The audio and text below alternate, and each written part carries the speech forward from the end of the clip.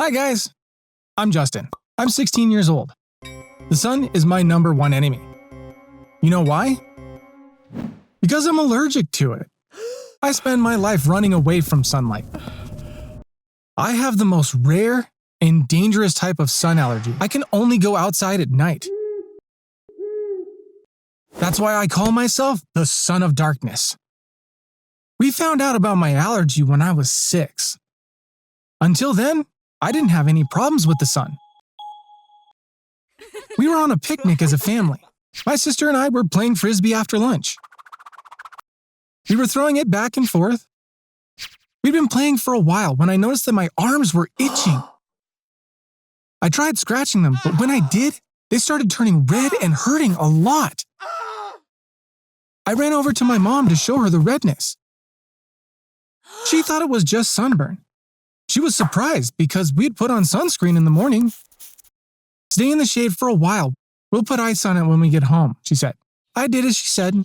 I sat in the shade under a tree. But the pain was only getting worse. I couldn't take it anymore and I started crying. That's when I realized my face was hurting as well. The salt in my tears was burning my cheeks. I ran to my mom again. She panicked when she saw me. I had developed big red blots on my face. Some of them had even turned into blisters. We went to a hospital right away. That's when we found out that it wasn't just sunburn. The doctor said that I was allergic to the sun. I was going to have to keep away from sunlight for the rest of my life. In medicine, it's called solar urticaria. They don't know what causes it. The immune system reacts to the ultraviolet rays emitted by the sun. Like all allergies, it can range from mild to severe. Like I said at the beginning, mine is the worst kind. I'm not supposed to be exposed to sunlight for even a minute. My whole life changed in an instant. I was now stuck at home all day with blackout curtains covering the windows. I could only go outside after the sun went down. It was very difficult at first, but humans adapt to everything. I was mostly sad about not being able to go to school. I stopped seeing my friends. I was still talking to some of them online, but it wasn't the same as hanging out in person. Our friendships weakened. Eventually, we stopped talking online too, so I became even more lonely. Well, you adapt to that too. In fact, you even start seeing the bright side. For example, I play guitar really well because of it. Of course, I've had a lot of time to practice. Also, thanks to my allergy, I have a really good relationship with my sister Tamara. For years, she was the only friend I had. Another important issue is education. I study at home. I'm lucky that I'm a disciplined person. I can sit and study for hours. I also take some private classes online. I just need to take exams to get my diploma.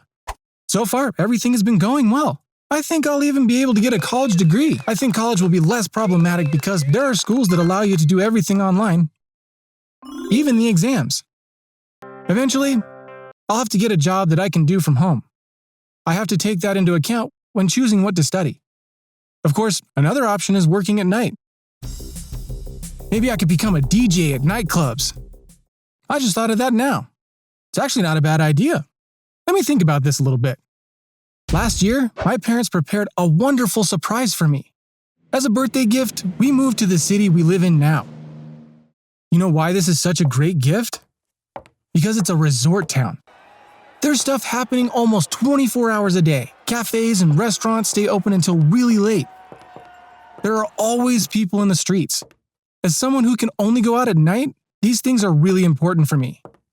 We used to live in a small town.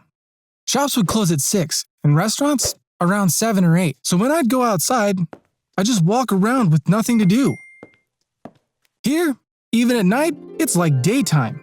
Most importantly, I used to have pretty much zero friends. But not anymore. I have a group of friends that I meet up with 3-4 times a week. We sit around a campfire by the beach and talk until late at night.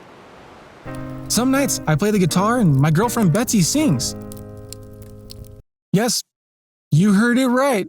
I also have a girlfriend now. I had gone out with a few girls before, but they don't really count. Betsy is my first actual girlfriend. Her family has a summer house here. She spends most of her time sunbathing and swimming. When we first started hanging out, I could tell things were going to get serious. I couldn't say, "Betsy, we can only see each other at night. I can't meet you during the day." You would want to hang out with your boyfriend all the time. But my allergy would stop us from having a normal life. So I decided to keep it a secret because I was afraid of losing her. Eventually, we became boyfriend and girlfriend. We kept on seeing each other only at night. I thought she knew that something weird was going on, but she didn't say anything. We only planned to do things after sundown. We didn't even talk about meeting during the day.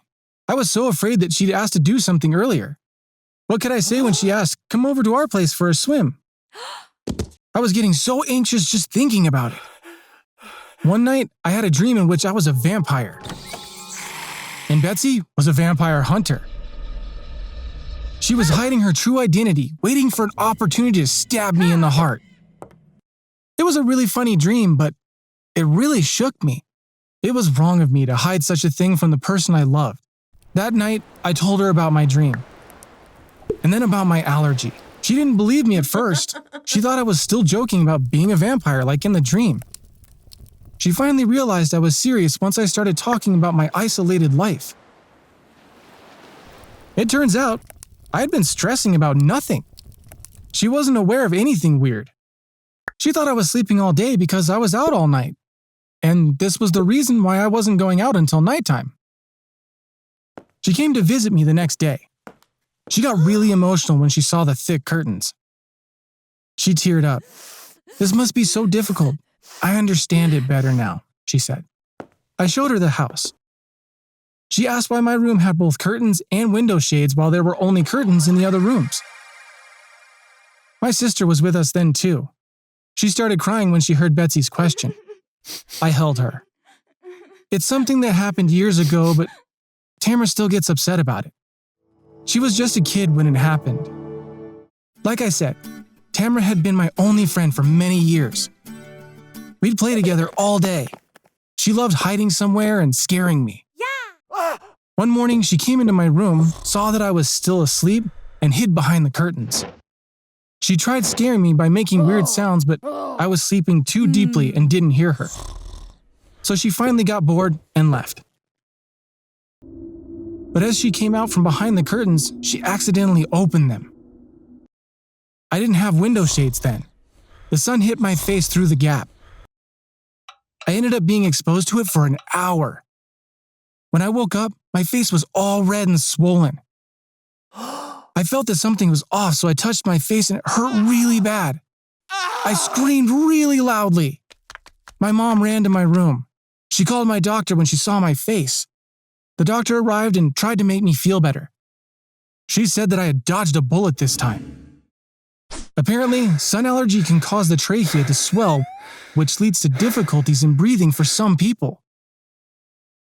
I never had such a problem, but since I was exposed to the sun for so long that morning, it was a matter of minutes until I had trouble breathing. There was even the possibility that I would never wake up. My sister still feels guilty about that day. So that's why my room now has window shades in addition to curtains. You might be wondering if I'm getting treatment. Like I said at the beginning, there are different types of sun allergies. There are some medicines that can help alleviate the symptoms, but those don't help me because my allergy is so severe. I'm very unlucky in that. I had a really good doctor where we used to live. He really wanted to help me and try different treatments. One of these was using an ultraviolet lamp in order to get my body accustomed to such rays. It's called phototherapy. It made a lot of sense to me and I got my hopes up, but nothing changed after months of treatment. So I got really depressed. I decided that I didn't want to be disappointed like that again. I resolved to plan my life to keep on living the way I do now. In the future, if they do find an advanced cure or treatment for what I have, of course I'd give it a try, but I don't think that's likely to happen. Still, you should always have some hope and be grateful for what you have. There is a genetic disorder called XP, which has been the subject of movies. It's a 1 in a million disorder. People with this condition can't go out in the sun just like me, but in their case, the sun can cause terrible things like blindness and deafness. and their average lifespan is 35. They usually die at a very young age. When you think about it, we have the same problem, not being able to go out in the sun. But there is a huge difference between us, so I think you should be grateful for what you have, as some people have it much worse. Thanks for listening to me. I hope you didn't get bored. You can find stories based on true events on this channel. If you want to get notified about new videos, subscribe now. Bye!